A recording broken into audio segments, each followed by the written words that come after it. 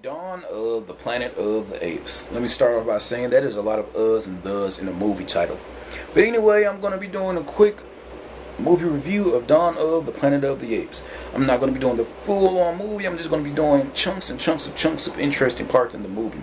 Let me start off by saying in the beginning of the movie, they show that a big chunk of the human population is gone. It's gone. It's not coming back due to the virus, and they show for like 13 minutes long the apes doing sign languages, not talking, just sign languages.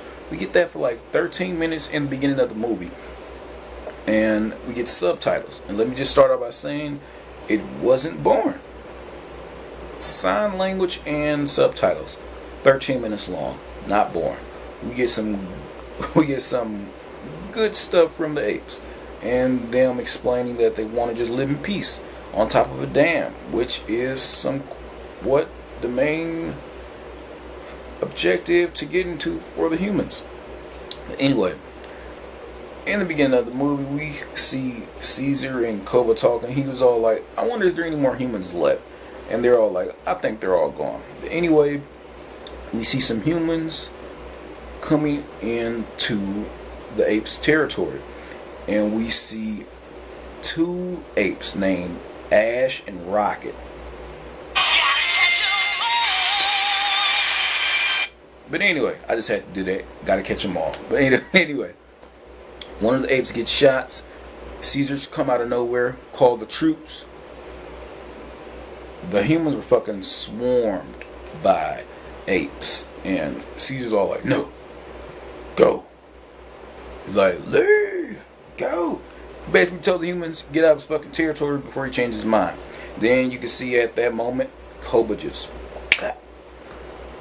decided, you can tell at that moment Koba decided he wanted to be leader, and he's going to do it by any means necessary. Anyway, Caesar's all like, follow the humans.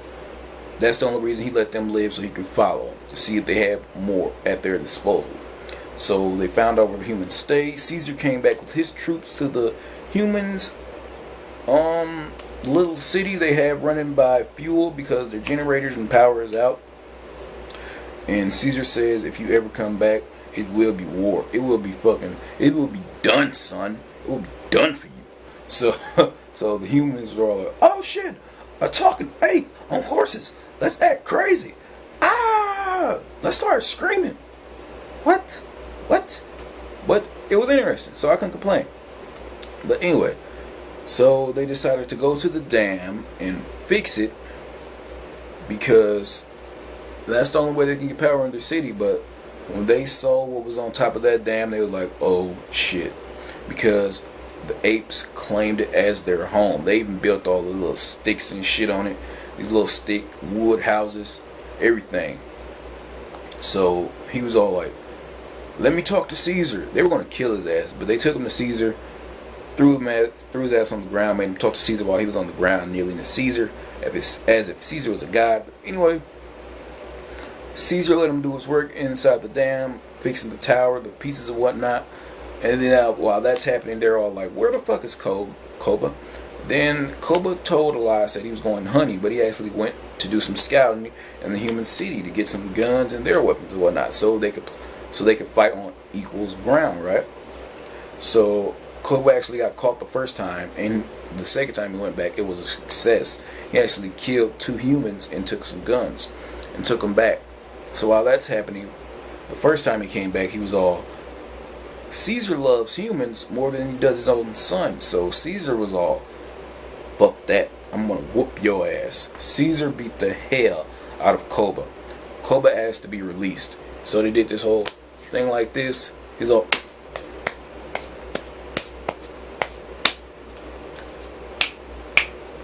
what the fuck is it? Anyway, Caesar released Koba. That's it. The first time, that's what we thought. Koba in the movie, he was done. We ain't gonna see him no more. He's out of there.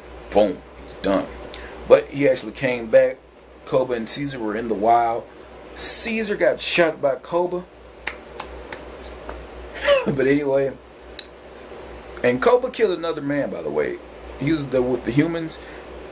and they were actually saving Koba's baby while the man was in the car smoking. Koba killed him. Second time, he shot and tried to kill Caesar. Then he came back to the apes, not knowing that the humans were still there. He was all, the humans killed Caesar. Then he's all, Koba in charge now, motherfucker.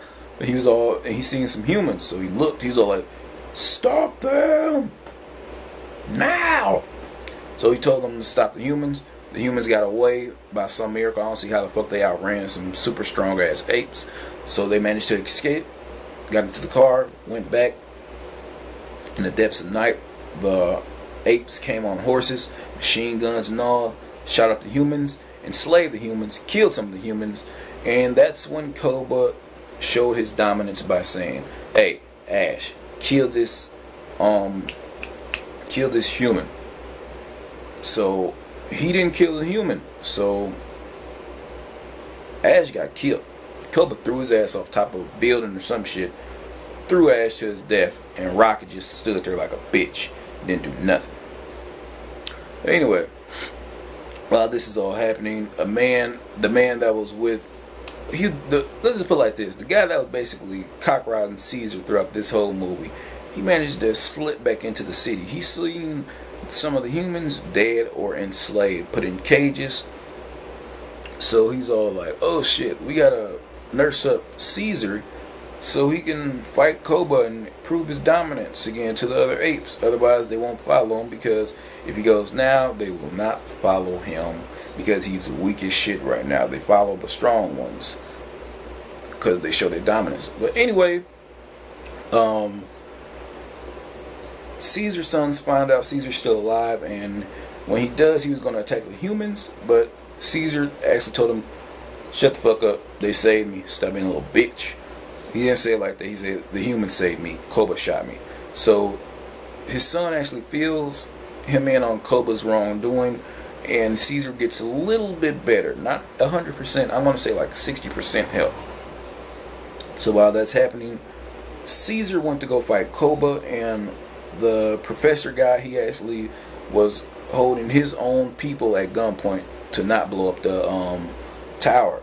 So what happens? They blew up the tower while Koba and Caesar were doing their final climactic showdown, and they were bumping heads like Shane and Rick in season 2 of The Walking Dead. People, they were going at it. To be monkeys, they was fucking throwing them blows. But Koba, he was all like, Caesar weak. Caesar was all, you're weaker, you deserve to be in a cage. Sock Koba the fuck off. They was fighting. The only way Caesar won that fight is because of that explosion. Otherwise, to me, in my opinion, you don't gotta send hate mail or nothing, but in my opinion, Caesar would have honestly died, because Koba, he went the fuck off. He got pissed to the point where he just took out his machine gun back. He was killing apes, innocent apes as well. Koba just went the fuck off. But at one point, Koba slipped into like this whole thing, and he was all like, apes don't kill apes. Caesar picked him up by the wrist. You are not an ape.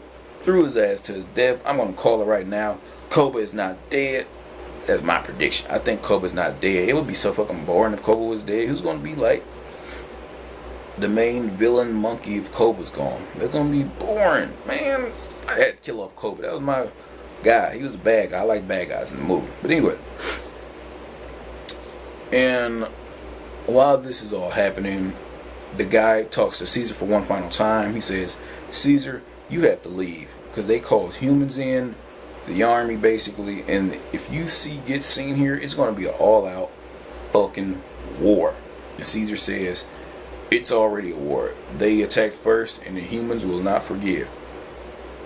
And all throughout this movie, they actually managed to get the power back up and running in the city, and the army was basically on their way to kill Caesar's whole entire army.